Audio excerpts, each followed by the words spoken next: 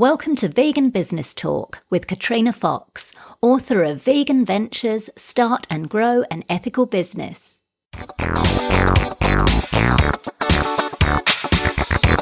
Hello and welcome to episode 51 of Vegan Business Talk.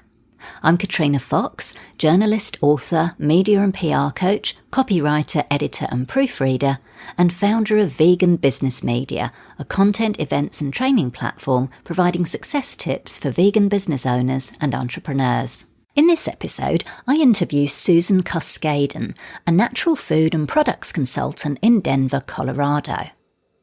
For decades, Susan has been identifying innovations and categories ahead of trend while creating demand and effective streams of commerce for numerous companies in the natural and organic industries. Over the past 35 years, Susan has been instrumental in advancing many consumer products and new concepts. This included spearheading consumer acceptance of Tetra Pak in North America in 1985, which resulted in top sales of products packaged in what was a category disruptor at that time. Susan draws on her unique childhood in the untouched environment of the bayous of Louisiana, as well as living and working in the Caribbean, Central and South America, Europe and the Middle East to manifest successful, disruptive new concepts and products. Her focus is to identify and create trends and demand for conscious concepts and products while making them viable and successful in today's marketplace. In this interview, Susan talks about the minimum amount of money a brand needs to get national distribution across the US and do it successfully over a couple of years, the hidden costs involved in distribution that are little known and can destroy a product manufacturer, the difference between distributors in the US and distributors in other countries, the most important thing a retailer looks for when considering taking on a product, a key person a food product manufacturer needs to hire when scaling up and why, the risks of creating Me Too type products, particularly if you want to get them into large retailers, a little known and potentially lucrative strategy to get your products into retailers without shouldering the stress or financial costs of marketing, and the one thing you need to be able to take advantage of this tactic, and much more. Here's the interview with Susan Carskadon. Hello, Susan. Thank you so much for joining me today. Thank you. I'm really excited about this. I am too. I'm really happy that you've agreed to come on the show because you've been involved in the natural foods and product space for, I think it's nearly 40 years now. It's a long, long time. So you've obviously got a wealth of experience. Why don't we start off with you tell us how you got into it and why? Well, what's interesting is I grew up in a very pristine environment in South Louisiana, and at the time it was just environmentally pristine. So it was easy to live off the land, and vegetables were huge, part of that whole culture. And so I grew up in a home that really was already into natural and health food and being healthy. So it wasn't unusual for us to have regimes, even as children, having to do apple cider vinegar and honey, for a month. And so it was natural that when I was about 18, I learned about macrobiotics, which is really the precursor to all natural foods around the world as it is now. And that was coming out of traditional Japanese food, but eating a non-processed, no processed food at all diet, and I became a teacher. So that's why it can be 40 years and I'm not 100 years old, because I just want to make I wanted to make that real clear. Because people say, "Oh, come on, Susan, 40 years," but I was doing things, when I was really young. And so I became a macrobiotic teacher, and this is when there were no real products except, tamari and miso and brown rice that you had to go and really you had to go and find farmers with brown rice. And now look at our beautiful markets and our beautiful grocery stores. So what I thought at 18, 19, and 20 would be, this is the way it will be next year. It has taken all these 35, 40 years for me to actually see it manifested. So life is funny that way. Things take a long time, I think. They do. And it's fantastic that you're able to see it happen, in your lifetime. I think sometimes with social justice issues, for example, it can be frustrating that it takes so long. So it's always nice when you're in the moment and you can actually be part of something and experience it. So that's fantastic. So, Susan, you've got a lot of experience. What you do, you basically partner with and work with brands to launch their products to market. And as we mentioned, you've had a lot of experience in doing this with many different companies. So can we talk about some of the challenges involved in launching a product to market? And when we're talking about this, we're talking, I guess, on a big scale. So people that want to, get their products into retailers nationally, say across the US, even internationally. Can you tell us about what some of the challenges are and perhaps give us a little bit of a reality check on what's required for a successful launch, particularly into the North American market? Okay. Yes, I am a consultant. I do product launches. I'm well known for product launch, the product launch arena. And my gift is being able to do that by hook and crook guerrilla marketing. Because even if somebody starts out with what they believe is a good amount of money to launch something, there are so much needs. There's so many ways that money can be drained. And so the first thing I tell anybody who calls me to ask me, what they should do or what they should redo, because I do a lot of relaunches after people have, found out that things didn't work out quite the way they thought, is that you want to make sure that you really have enough money to do something. So just because somebody has a good idea and it's a good product and it's a fantastic tasting product or something like that, just because you can do it doesn't mean you should do it. Because as in everything, there's a back and front to everything. It's a hard business. The food business is a difficult business. If the food is bars and that kind of thing, that's one thing. If it's refrigerated, that's another thing. If it's frozen, that's another thing. If it's canned or shelf-stable, that's another thing. So you really need the market intelligence for your category. And I would say the first thing you need to do is consider your costs. So I've seen, it's actually tragic, but, the natural food trade shows in North America, in the U.S. are huge. They're some of the biggest in the world. Yeah. But you'll see so many people with a product that is absolutely fantastic, but the cost is too high. They don't know this when they launch it. But when you look at your margins, when you look at what you're going to need to make on every piece, on every product you sell, to be able to afford marketing, every aspect of marketing, advertising, social media, more product development, tweaking the product development, that's where people can go awry. And so I ask if they know what their costs are they really going to make enough profit when they put in everything into the cost package? So how many people do they have to have on staff? Can they get away with contract labor? For how long? How much money are they planning to spend in advertising and PR and social media and all of that? And do they have the market intelligence to pull it off? And I'm not trying. When you say market intelligence, Susan, what do you mean? Like the market research, like having sort of researched the product, or do you mean something else? I mean researching the competition, researching the category, but finding the wisest people in that category in the industry to be able to react to and partner with in some fashion so that you're getting the real story.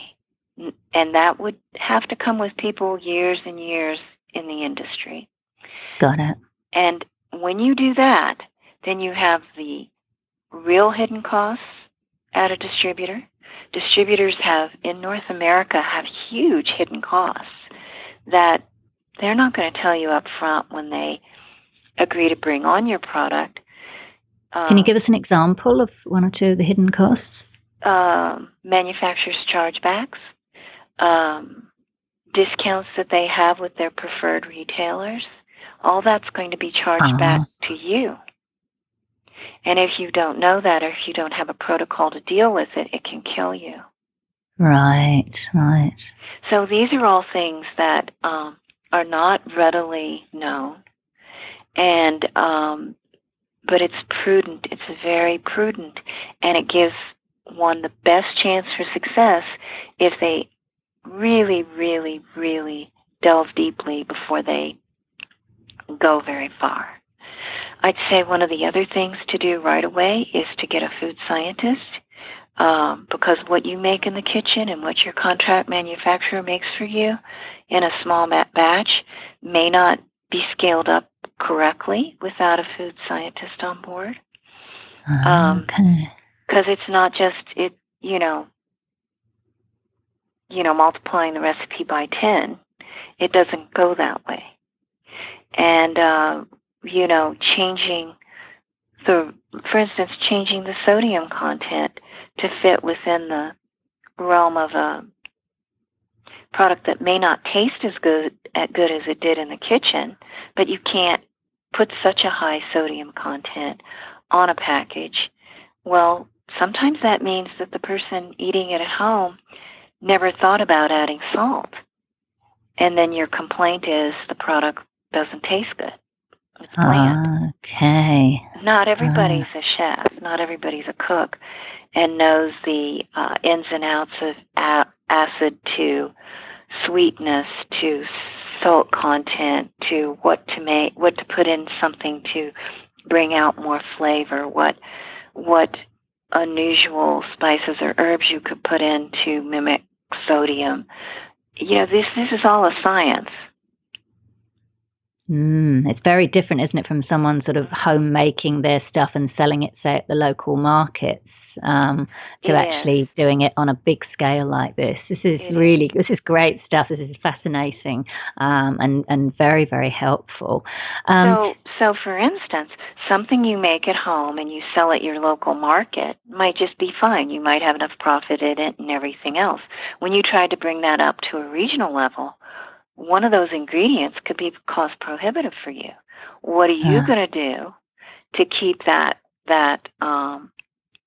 keep you different than everybody else so that you're not just competing with the same product and being able to replace that ingredient with something affordable?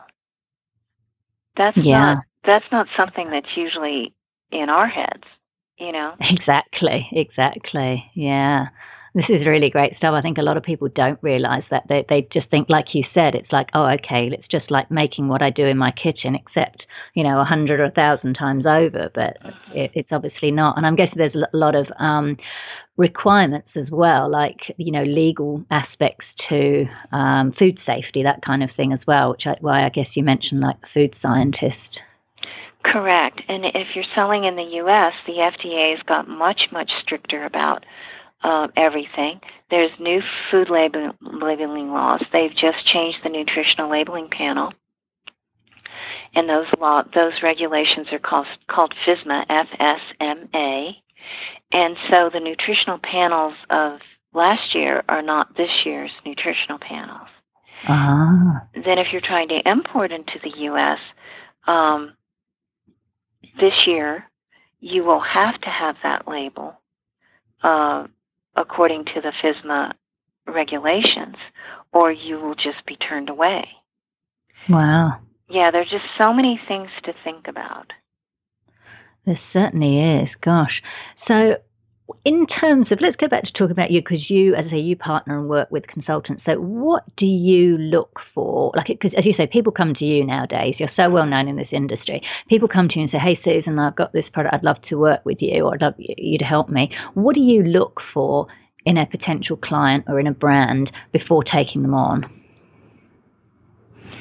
I'm going to be really honest with you. I can usually discern if they're teachable or not. If they haven't been in the food business at all and they're teachable, that's exciting. That's going to move us ahead. I'm an accelerator. So what most companies do is they spend 7 to 8 years making mistakes. So they go from A, B, C, D, and have to go all the way back to A, and they've lost all that time and money. And so I'm looking for somebody who is willing to really be teachable and want to accelerate and see the vision for acceleration. Because if they feel that they know everything, I'm just being frank, that usually becomes a problem, because then it becomes this situation where we're struggling with each other. Right. And then it's hurtful to them mostly, in that they realize a few years down the line that they've lost money and that they shouldn't have gotten into the business. And so I'm very straight with people from the beginning, and that's why I do evaluate who I work with, because I want to move people ahead quickly and successfriends. I don't want to see anyone hurt or lose money. It tears me up. All my consultant friends feel the same way. Got it. So that's great. So that's cool. That's really good to know that people are open to be teachable. Because like you say, if they think they knew everything, they obviously didn't, because then they wouldn't have gotten into those mistakes. So I guess they're coming to you if they've already started out. Then, yeah, you're looking for them to be teachable and coachable. So what else do you look for in terms of their product or their finances or their branding or anything like that? Well, I look to see where they are on their branding. If it's a Me Too product, just another cookie or chip, that's really hard. The competition is really tough. And there are large companies who can offer stores and distributors huge discounts at a time to stay on the shelf and be on the shelf and have a lot of shelf space. So I look for something that's unique, that has enough profit built into it, and that the owners know that it's going to take some money in order to be competitive and to push the brand forward. Then I look for how sophisticated the branding is. If there's no real branding for the product itself and it seems generic, that's going to be hard, because the trend is that consumers want to buy from companies that they find a resonance with. Okay, they want to know the company. They want to know what the background is. They want to know that this is somebody they can relate to. Okay, if they can relate to the company, then you really have a head start. Got it. So, Susan, when you say, okay, if you look at their branding and it's not quite up to par, so when should someone approach you? Like, do you like to work with someone right from the very beginning where they've literally just kind of got their product, or do you prefer them to have already done a certain amount of sales or branding or marketing? The truth is that I prefer to start out with somebody new, because of social media and because of the web, it's more difficult the longer somebody's been in business and maybe didn't do things quite sophisticated in a sophisticated way, or maybe didn't know the margins and how much it would take and that kind of thing. It's harder to fix than it is to create. Got it. Yeah. And to create with them. So a good marketer is going to be able to pull more of a story out of an owner than was there. I like to say it this way, we can't write our own eulogies. It wouldn't come off right. And what we know of ourselves is not at all what people saw us as. It's two different. That's so true. Yeah, that's very true. And so a really good product launcher is going to be able to see more of the story and be able to put that story in the context not of only today's world, but what trends are coming and what trends you want to develop, what demand you can actually create. You can move a market if you have the right branding and the right savvy to do that in an economical way. Sure, you can spend millions doing it. Doesn't mean you're going to be able to reap millions in sales. Yeah. The other thing I like to say is it's not that the best product wins. Okay, it's the best marketing wins. Very true. That's why we're seeing in the marketplace stores becoming more homogenous. You might see local products for a while and then you can't find them again. They just couldn't make it. They didn't have the money to put into it. I'm curious about that, and we can touch on that. For example, you said that when you look to work with someone, they've got to have the money to be able to get all these pieces together. So from the food science aspect, the branding, the marketing, the PR, dealing with the distributors and the margins. So if someone, say they're launching a product and they wanted to at least get it into national retailers across the US, can you give us and maybe work with you as well, with your, so can you give us a ballpark figure of roughly the kind of figures we're talking about that they would need, say a minimum, to get that going? It's a little hard because the more unique the product, sometimes the less money you would need. But if you're really savvy with absolutely everything, and if you get ads at a discount, and have ways to find top bloggers at once, not one at a time, but at once, and really launch something. So it's hard to say, but it depends on the product. It depends on the categories. Some categories are harder than others. I can't really give ballpark. Once somebody talks to a consultant like me or one of my colleagues, we can kind of give them a feel for it, But are we talking sort of tens of thousands, hundreds of thousands, just a kind of rough sort of guide so that, if people are starting up? I wouldn't start anything these days without at least $1 million to $1.5 million for a couple of years. And that's really, but that's a national brand, North America, totally North America. And I would say that that's being very, very, very smart with the money. Not just thinking you need a broker and then you get the first broker that comes your way. And, you really need the inside, especially in the natural and organic industry. But I will say this, that industry is still the most recession-proof, and that's why people are trying to get into that industry. Oh, okay. Why is that? Because people are looking for health. They're looking more and more for to be vibrant for as long as possible. And there aren't slotting fees per se, not per se. There are fees at the distributors.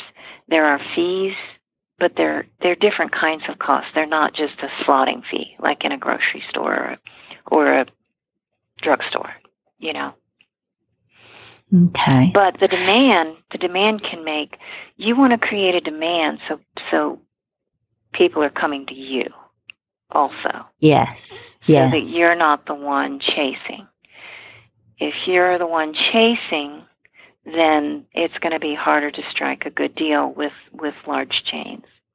So in that case, would you getting media coverage and, good social media following and everything, would that be a bonus when, to get on the radar of distributors or retailers?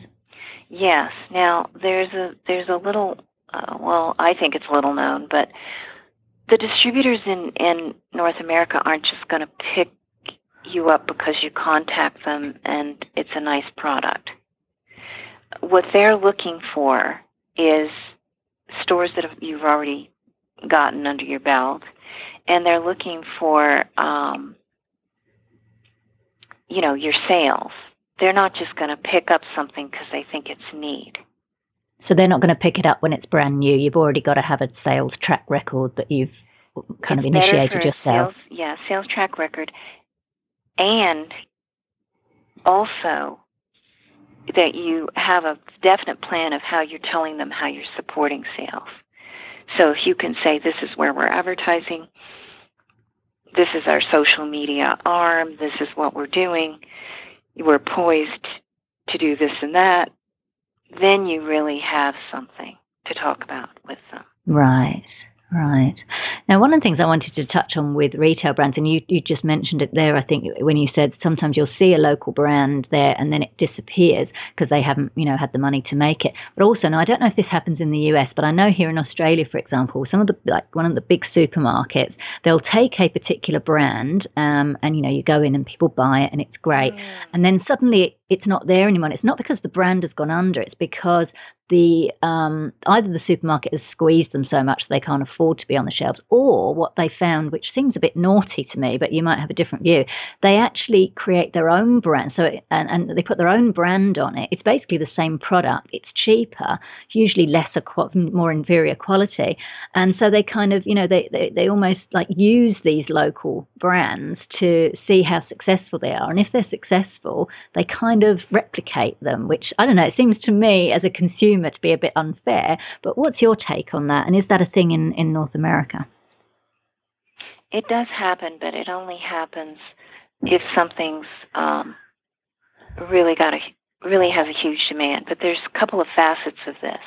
One is that they'll go create it for themselves at a lesser,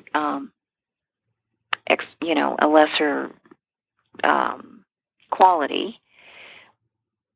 Or that regional person or that person saw that the market was really in private label. But that's why I go back to do a Me Too product is going to make you more susceptible to that kind of thing.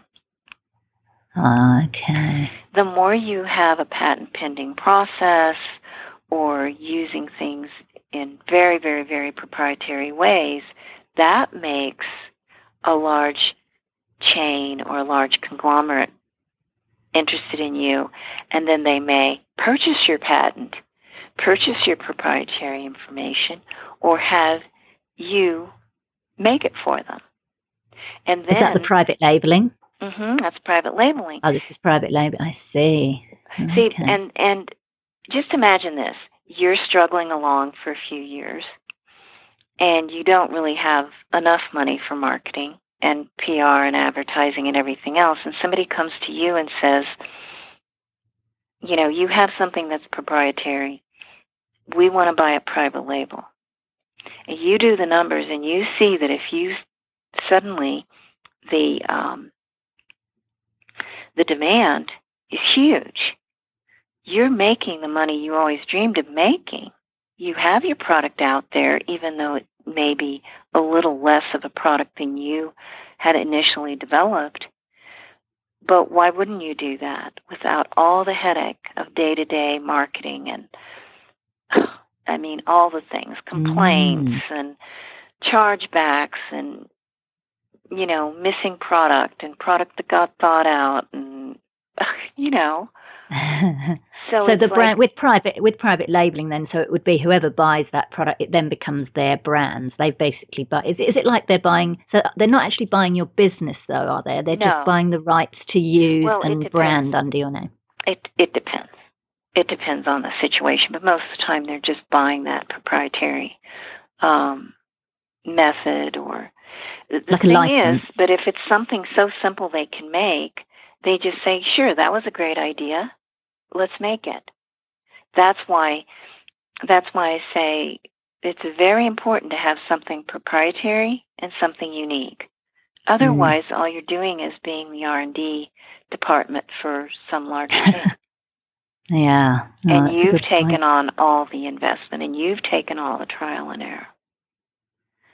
Got it. So private label is potentially something that people could consider, and they may not have considered, because a lot of vegan business owners, certainly the ones that I speak to, they want to get their product and their brand out there, but this is actually, potentially a way of getting out there, like you say, without all the stress and the headache. Right. That's interesting. Oh, that's great. Of running your whole business. But, it just depends on the product, and it depends if there's something that a chain or a larger company would actually need from you. Yeah. Otherwise, if it's another jelly or jam, they don't need you. Yeah. That was a good idea. Thank you very much. And we'll go ahead and do that. Right. Yeah. Cool. Now, this is great. This is really good stuff, actually. This is so valuable. It may be a little too much reality, but... I think people need it. I know that you're very genuine, and like you say, you really want to help companies. You don't just want to kind of take their money and give them hope, and then it all goes pear-shaped. You've got to be that person who's giving that, wanting to still inspire people, and say, for them to follow their dreams, obviously, but to have this reality check. And it may be that perhaps launching nationally or whatever, or launching on such a big scale isn't for them, and they may want to, start small and see how they go. But I think this is really useful for people who think, no, I really do. I want to take that next level, or I want to, get my product nationally. I think it's really great to have someone with your caliber and your experience to generously share these insights. So this is fantastic. Can we talk a little bit about trading terms? Because I know I interviewed Cale Druin, who has a company here. It's called Plant-Based Foods, which is a distributor. I think they're now renamed to Revolution Foods, and he was saying that's one of the areas where vegan food business owners kind of fall down a little bit because of the whole trading terms, and that you've got to have a certain cash flow coming until you eventually get paid by the retailer. Can you talk a little bit about how that works in the US? Yes, there's a couple of aspects to it. One is you need enough margin built in. I didn't say something a while ago. Retailers generally don't like to buy direct. It's not cost effective for them. So it's hard to sell direct to stores. Oh, okay. Okay, so it's easier to sell to a distributor. And then again, you need those margins. So even if you think you're never going to sell to a distributor, you need to build that in case it happens. In case you see that you want to go to a distributor. So a lot of companies don't price their product correctly from the beginning. And if you don't, and you try to change your price later, it's very difficult. Yeah. Especially if you have to put it up. Yeah. Even if you are fortunate enough to have a product that retailers want to buy direct, what will happen is that the good thing to do is to say, okay, first order must be paid in advance. That's great. But then they're going to want terms. And if you have 30-day terms, you may not get paid in 30 days. You may get paid in 60 days or longer. If you do not have enough cushion for that, then you may not be able to make the next batch of product. Let's say the money didn't come in on time, too many places, but you're out of product. So what happens to people is they get into a catch-22. And so they need the money to contract manufacture product, but they didn't have the cushion for it. And so then they're out of stock, and stores don't wait for people who are out of stock too long. Every half inch of a store is accounted for. Any good store, any store that's profitable, accounts for every inch. So they can move over the grocery category to the pet food category. In other words, they're going to get things in there that have good margins and that are easy to deal with, companies that are easy to deal with, and that have created a huge demand. So the customers are coming in for it. They see it somewhere else. Being on the shelf doesn't mean that you're going to sell it. in North America, people are busy. They're not wandering down the aisles all day. Yeah. And so you need enough cushion to be able to make that next batch and not be out of stock. Out of stock can really, really hurt. Yeah. Especially companies that are going direct. Got it. No, thank you for sharing that. I think that's really important. When we talk about distributors, one person I interviewed said that they had a few issues with distributors because, and I think you might have even, I don't know if it was someone else that mentioned, you may have some anecdotes here, but they said that some distributors don't represent their products as well because they've got so many, they're representing so many brands. They don't really know the individual products well enough, like as well as you, the business owner, and therefore you could be represented badly in the market. What's your take on that? Well, that's a really good question because it's, for somebody trying to sell into the U.S., it's very different than the European model or models in other countries. Here, distributors are a medium to get your product to stores. They are not a sales staff.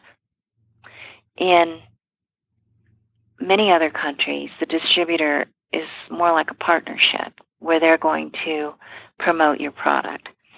Here, you have to market your product yourself. The distributor is the vehicle to get you to the store.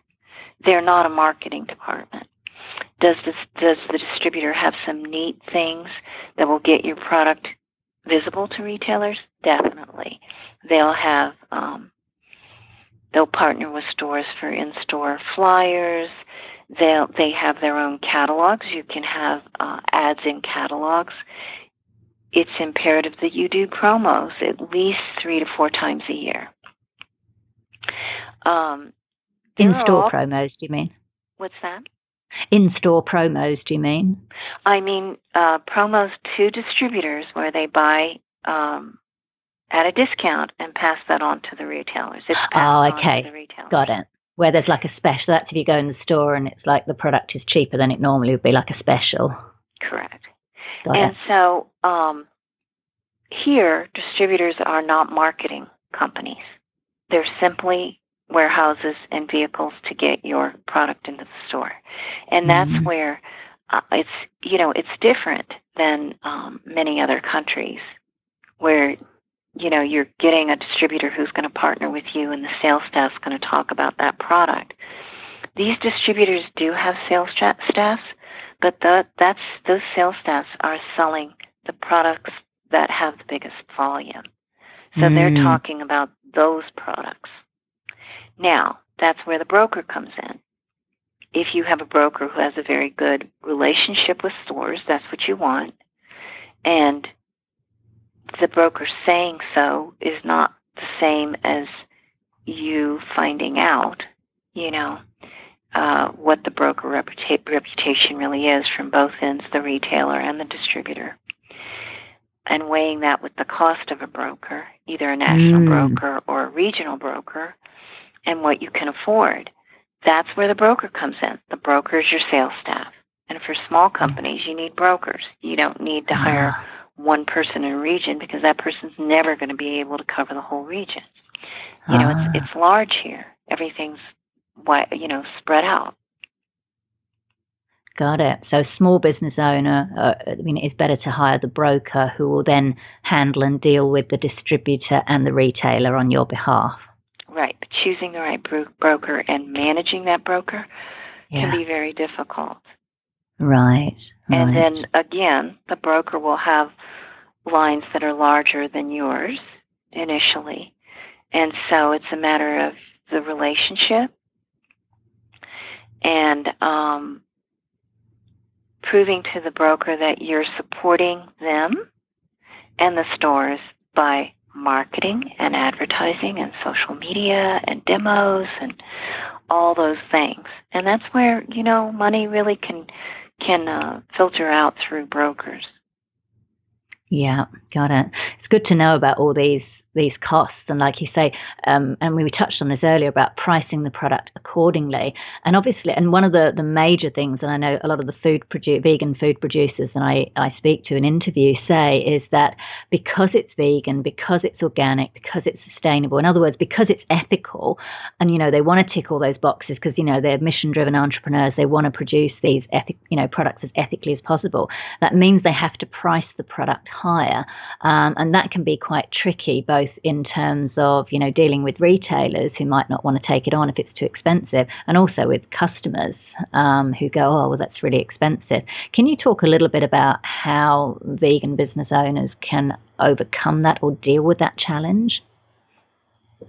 Well, again, having something proprietary or patented gives it a lot of value added, along with organic. Creating the demand. There is demand for product that is sometimes more expensive. It's just a matter of how it's branded and how it's presented as a much more higher valued product. So it is possible, but you really have to do some heavy market research into not only things that would be your direct competition, but indirect competition. And see where, again, once you do this and you find that you can't make the product at an SRP less than, let's just throw a number out, $8, and everybody else's product is $5, maybe you shouldn't do it. And you go on to your next dream. And everybody's dreams are attainable when you have the dream that is right for you. So instead of trying to fit into the box, it's more fitting into a paradigm than it is trying to, just because you want to do it, you're so far outside the norm that you fail. It takes some, it really is, to be an entrepreneur of any type. The ones that are most successful are the ones that are not, that are more honest with themselves. So let's say you have a dream for a vegan energy bar. The truth is that the energy bar category is flooded. Yeah. Flooded. So if you have a take on an energy bar or a meal replacement bar that nobody else has, then you want to brand it and become the leader in that as fast as possible if you don't have anything that's very proprietary about it. Right. Because somebody with more money and a better marketing team will just overtake you. And I'm not saying this to scare people. I'm saying that maybe that bar might have been your dream, but go deeper and find something that's more viable. And then you've created you've manifested something that is in reality that is not only attainable, but is, makes the world, better, a better place. Got it. Yeah, got it. That's just fantastic. Can we talk a little bit about the use of the word vegan? Because you've got such a wide experience in the natural foods and natural products market. So in terms of the word vegan, in the past couple of years, it's sort of exploded, and, there's been positive media coverage. More companies are using it. I went to a trade show here in Sydney earlier this year, and there were so many products that were using the word vegan, even though the owners weren't necessarily vegan, but they were not afraid to use it. So can you talk a little bit about the use of the word in a vegan business owner's branding or marketing? And I know it's different. I ask everyone this question. I know it depends on the business. Just curious to get your take with your sort of broad experience in the field. What are your thoughts on how much or often or prominent the use of the word vegan should be on a company's branding or marketing material? Well, as many people know, there are new trade associations that are offering for products to be certified vegan. Yeah. I don't always think that's necessary. Most vegans and vegetarians know by the ingredients that something is vegan or not, or vegetarian or not, because they know what they're looking for. So I personally, having started out, early in the natural products industry, when it was just burgeoning, I'm not sensitive to the words. I don't mind that something says vegan on it as a marketing tool. It's okay with me. I'm not sensitive to, they shouldn't use vegan just to market something. But I mean, you can't really get into a store with something marked vegan and then it's not vegan. Yeah, I mean, stores are savvy. They would never. In other words, there's no danger of that. Okay. Does that make sense? So if something's marked vegan here, then it's definitely dairy-free and animal-free. Right. So the retailer checks that, or it's assumed, or they more than checks that, and they would. A company wouldn't get anywhere at all. They would get nowhere if there was dairy in the product or a dairy derivative, and it was called vegan. It was marketed as vegan. Vegans know they're vegan. Vegetarians know they're vegetarians. People who are flexarians know those two things also pretty well. In America, the general public is pretty educated now because the mainstream companies have jumped on the bandwagon. Yes. That's what I was wondering. It's like now it seems to be becoming like either vegan or plant-based. They seem to be kind of acceptable and almost, like I say, I was blown away by the amount of companies that, whose products were using the word vegan. Whereas years ago, as you know what I mean, they would be terrified to use it. And I know even some vegan companies who have said, years who have been around for a while, years ago, they just wouldn't use the term or use it very sparingly. Whereas now, they're much more comfortable using it. So I guess what we're saying is that to the whole kind of natural food sector is a bit more open to vegan and plant-based. Would that be fair to say? Well, I don't think it's just open. I think it's growing by huge amounts, especially flexarians. So it's all centered around health and more knowledge about health and more and more knowledge about processed foods. But again, it comes right back to this thing where me and people like me in 1978 thought that we'd be walking into a beautiful, natural food chains a year later. And they would be like they are today. We're talking about 35, 38, 40 years. Yeah. So, yes, the term's used for marketing. It's also used as a good descriptive. And it doesn't have the same connotation. The culture's changing. There's a lot more interest in traditional foods and that kind of thing. That's taken a long time to come to this place. Yeah. Got it.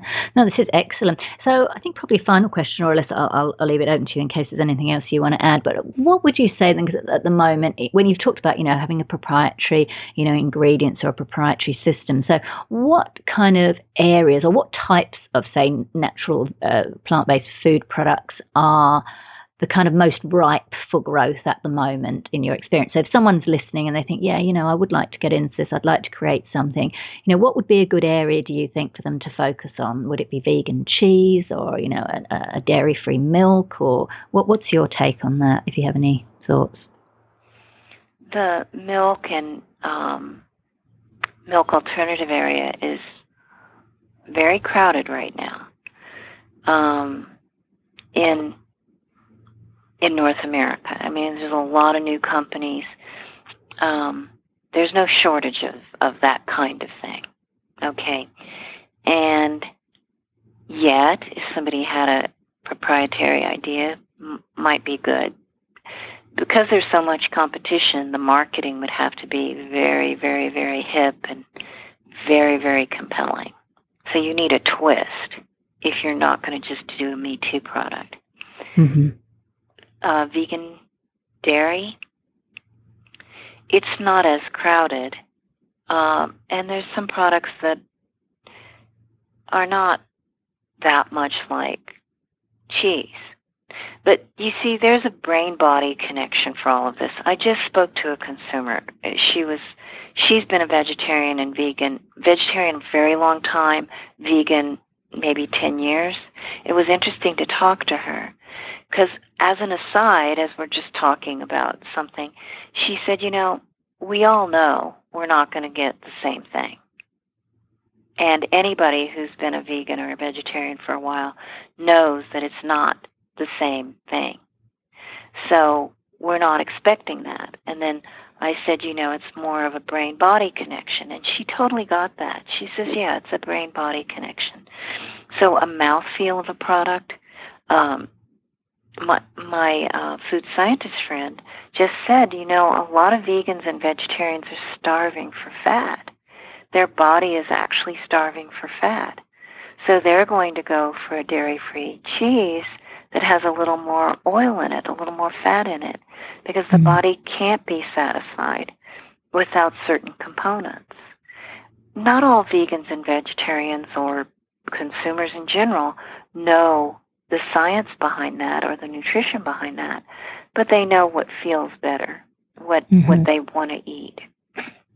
So you're going to want to look at a category and see what might be missing as a component in your competitors as far as the satisfaction level. And that satisfaction level can be drilled down to food science. Got it. Right. I know I went in a big circle there. No, that's good. It's good to know. And I guess that's why it's kind of interesting watching, say, companies like Beyond Meat or Impossible Foods, which are, aiming to replicate, virtually the taste, the texture, everything around, the traditional burger. So it's really kind of interesting to see how they develop. It's interesting and exciting times. But Susan, you've shared so much. Is there anything else you'd like to add before we wrap up? I know I've asked you quite a few questions and you've shared some amazing golden information for which I'm very grateful, and I know our listeners will. Is there any final comments or anything else you'd like to add? I think what I'd like to say is consultants like me and my colleagues,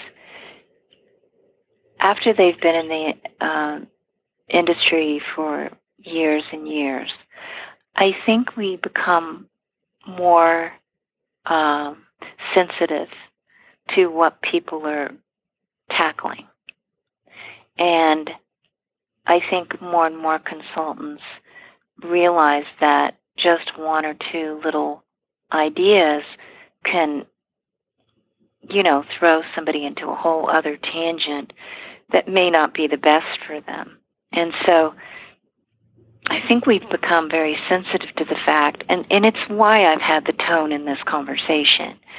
The tone, or the information really, is not to discourage someone, but it's better if you have all the realities. It's just like playing cards.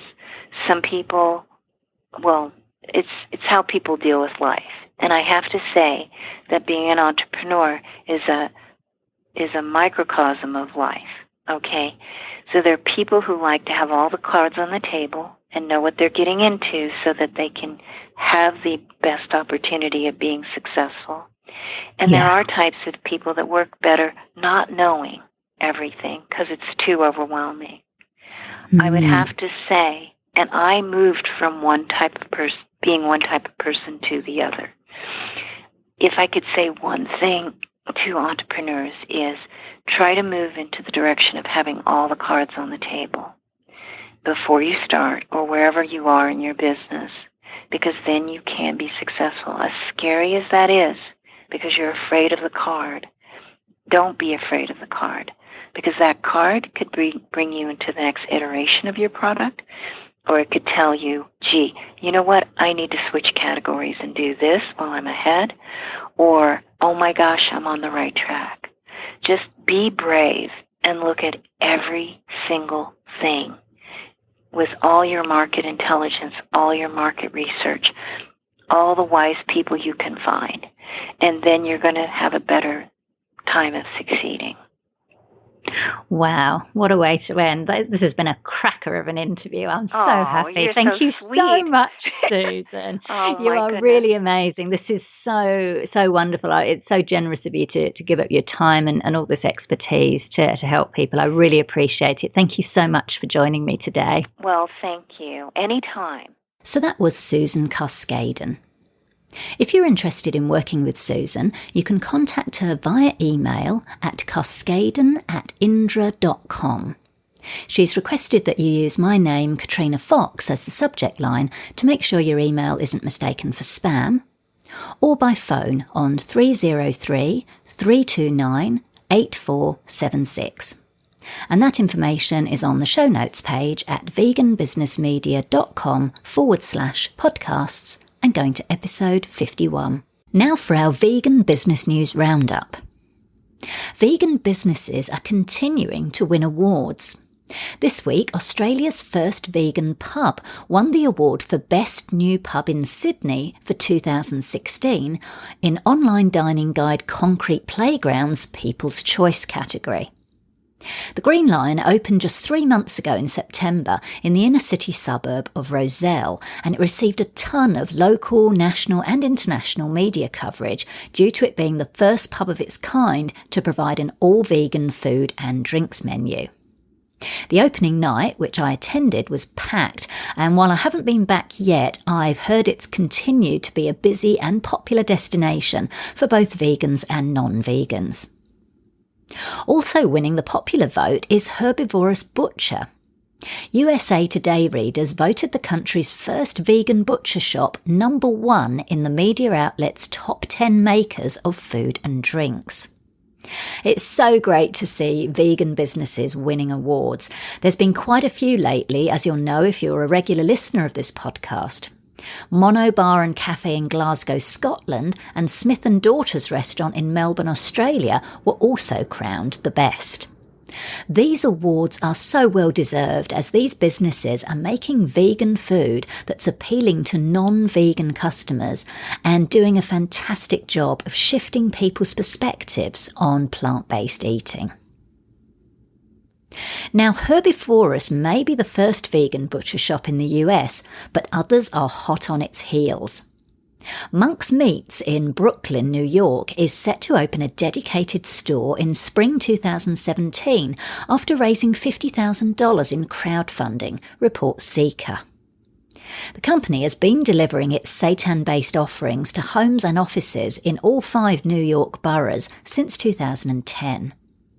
The new butcher shop will continue to use seitan as the main replacement for animal protein, and it'll also feature a deli case, a butcher's block, and other equipment to give it the look and feel of a traditional delicatessen.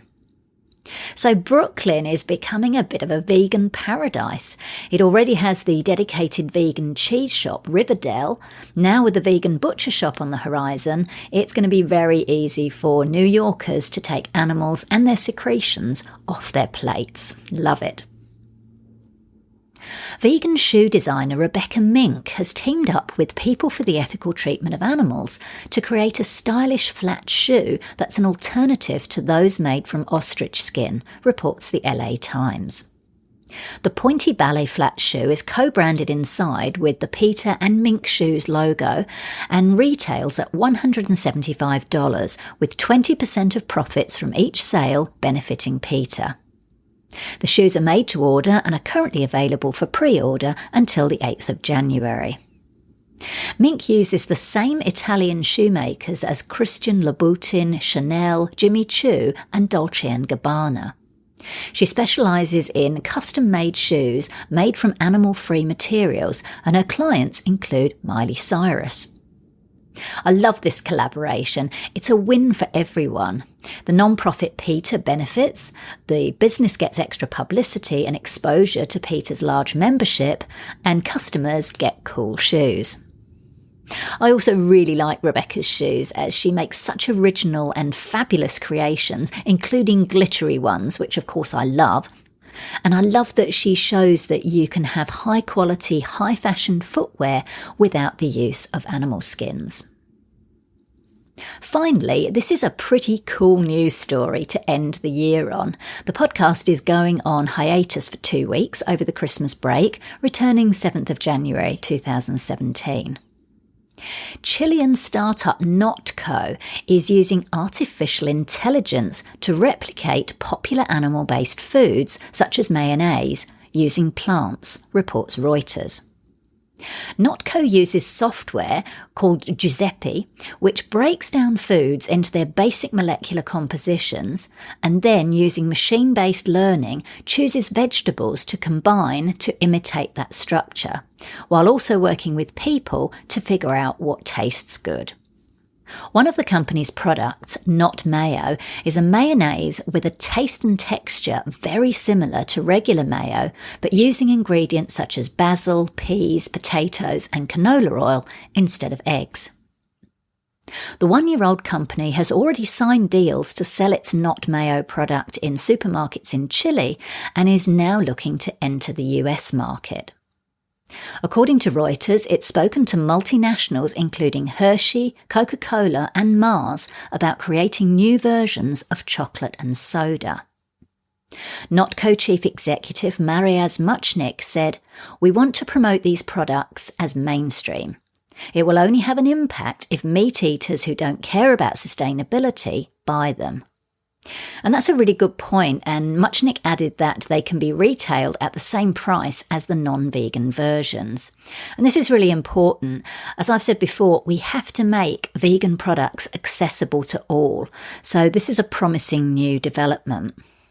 And I love that technology can be used for good. And in fact, Notco considers itself a tech company, not a food company. Now, I've always liked those food and drink replicators they have on Star Trek Next Generation, Deep Space Nine and Voyager. Yes, I'm a little bit of a Trekkie. Where you say what you want and it just materialises in front of you. You know, whatever food or drink that you want, you just say what it is and it just appears. Now, maybe we're not so far off that now. You never know. I mean, I'm laughing, but if you said 20 or even 10 years ago that artificial intelligence would be used to create vegan foods that are good for animals, people and the planet, it would seem so far-fetched. But here we are. So all in all, 2016 has been a great year in terms of vegan and plant-based businesses, and it looks as if the future will continue to be rosy in that regard. So that's it for this episode of Vegan Business Talk. Thank you so much for tuning in. If you enjoyed the show, I'd really appreciate it if you gave it a review and rating on iTunes or any other platform you're listening on.